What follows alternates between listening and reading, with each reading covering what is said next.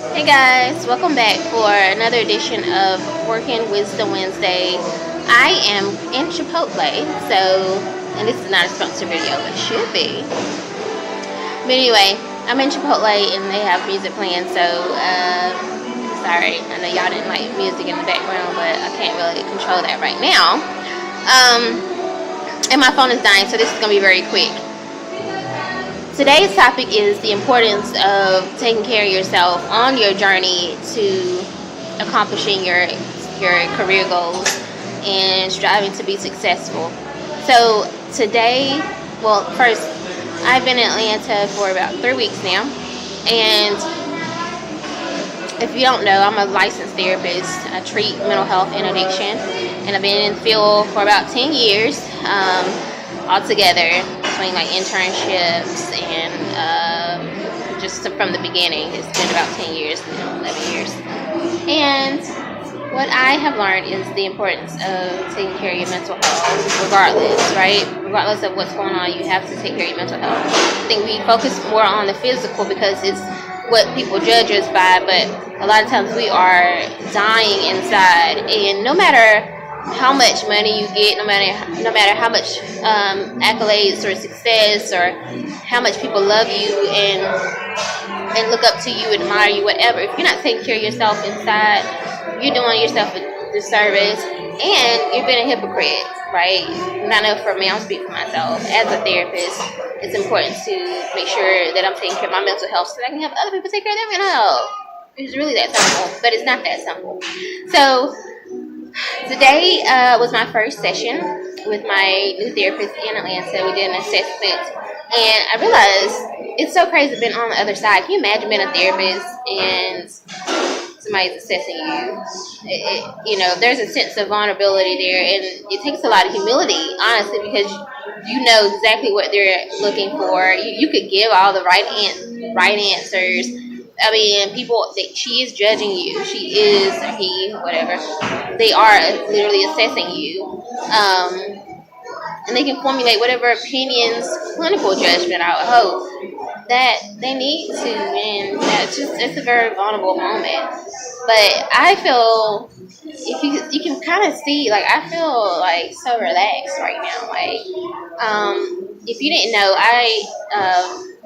last year I was diagnosed officially with anxiety disorder, and I've always known I've struggled with anxiety and even some PTSD. And I really can't wait for my book to come out so that you guys can really see and read my whole story about everything I've experienced. If you haven't already, shameless plug, follow me on Instagram at Wounded Healer. Just stay connected. I also have a book page on Facebook as well. But it really kind of chronicles and follows my story of like how I went from where I was to where I am now, and that's still an ongoing process. But I think the most pivotal piece of it is that I started to seek out my own mental health and started my own healing process, and that really, I feel like it increased my service for clients, because I actually understood what it felt like to be on the other side, and I was starting to address my own stuff, and it just makes a significant difference. So if you and your counselor have that kind of relationship where you can ask them, like, have you been in therapy before? Ask them. I think it's an okay question. I know that we focus on self-disclosure and not self-disclosing too much, but I think that's a legitimate question to ask. People ask counselors all the time, are you in recovery? And we don't have to give that person information away if we don't want to, but it's okay to ask. If they choose not to answer that question, it's okay.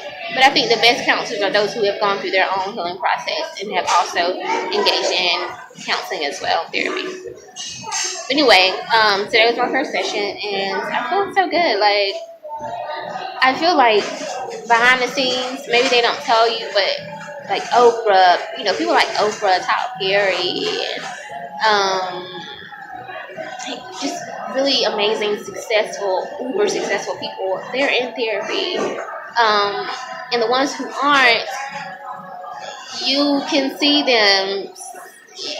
I can see it. Like, I can see, like, and you think about it, Jay-Z and Beyonce, they just acknowledged that they were in therapy. They went into therapy. Like, nobody is above this, and I said this in my last video. Nobody's above therapy, and when we let go of that notion that, oh well, this person is successful and they have it all together, they don't need.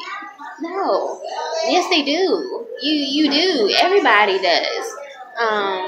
I think some more than others, like more intense types of therapy. But regardless, anybody and everybody can benefit from some type of therapy. But I'm just putting it out there. Like, I feel good. I'm excited about seeing my therapist I think it's every other week now. And working on my own stuff. It's only gonna make me bigger and better, honey. Bigger and better, for real. So I'm excited. Like, there's this woman that's unfolding inside of me, and I'm excited for her. She is amazing, and she's gonna help millions of people. And my goal is to help people live their best lives. That is my ultimate purpose in this world. And having that purpose, it just feels amazing. And so I have to make sure I take care of myself so I can be here to do that. So I encourage you guys for working Wisdom Wednesday to get you a therapist. Find you a counselor, honey. Whether that's your minister, actually churches have counselors on staff. So not your minister, go to him for other stuff, but get you a counselor, Christian counselor, whatever, it doesn't matter. Make sure they're a counselor and that they're separate from the spiritual person. Like, make that two separate entities, okay? Strive to do that this week. Find that. And if you feel comfortable, comment below. If you disagree, comment below, whatever. I just want to hear your feedback. If you've been in counseling, tell me about your experiences working for you. Would you recommend it? Things like that. So I will see you guys for Smart Money Saturday. And let's get it, y'all. See you soon.